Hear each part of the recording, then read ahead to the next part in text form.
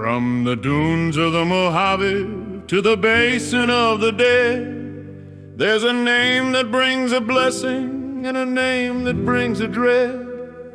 Old Miller was a hauler with a briman and a yoke, the only man with water when the sky was full of smoke.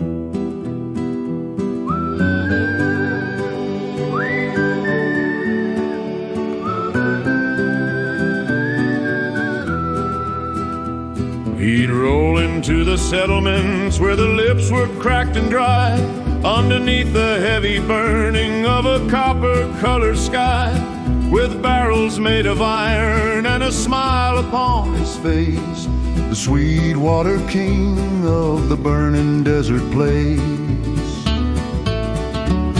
He didn't take your paper and he didn't take your word. The clink of pre-war silver was the only thing he heard. It's a long and thirsty journey through the valley of the bone, and a man who brings the mercy shouldn't have to walk alone. So they gave him all their jewelry and they gave him all their lead, just to keep the little children from the ranks of the dead. He was the mercy bringer, he was the holy well, leading everyone to heaven through a dry and dusty hell. They'd ask him of his secret, of the place where water flows, where the lilies of the old world still blossom like a rose. He'd just point a weathered finger to the shimmer in the west and say it's hidden in the shadows of the devil's jagged crest. But Miller had no garden and he had no hidden stream. He was living in the hollow of a very different dream. He had a rusted filter and a pump that barely sighed, in a place where all the purity had long ago just died. He'd pull the brackish liquid from a sump beneath the mine, a soup of heavy metals and a radioactive brine. He'd run it through his charcoal and he'd run it through his mesh, until it looked as clear as ice and tasted almost fresh. It didn't have the hot sting and it didn't have the smell. It was better than the poison in the local town's well. But the charcoal was exhausted and the lead was leaking through, a secret that the Sweetwater king always surely knew. It wouldn't kill you Tuesday and it wouldn't kill you June, but it hummed a quiet rhythm like a slow and heavy tune. It settled in the marrow and it settled in the brain, a long and quiet sentence for a momentary gain. He was selling them a future that was shorter than they thought, with every single gallon that the desperate people bought. He wasn't saving settlers from the desert's burning sting. He was just the man who decided when the bell would finally ring.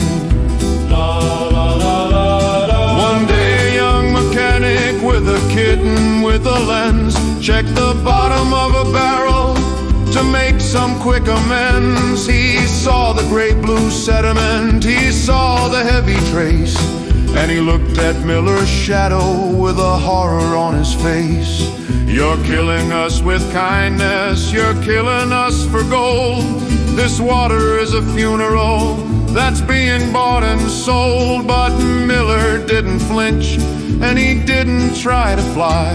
He just looked the young mechanic in the center of his eye. They'd be dead of thirst by Sunday if I didn't bring the load. I'm the only bit of maybe on a long and bitter road. Would you rather die of parching with a tongue of swollen black, or live another decade with a burden on your back? I give them 10 more summers and I give them 10 more years. I'm the man who buys the time and I'm the man who dries the tears.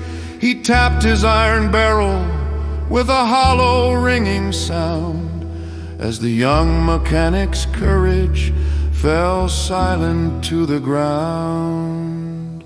So the Sweetwater King keeps rolling with his Brahmin and his gear, selling 10 more summers for the things that folks hold dear. A hero to the thirsty, a savior to the blind, leaving nothing but a slow fading legacy behind. It's the lore of the wasteland, it's the lore of the cup, that you never check the bottom when you're drinking it all up. He rides into the sunset with the silver in his grip,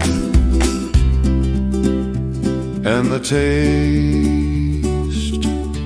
of heavy metal on every single lip.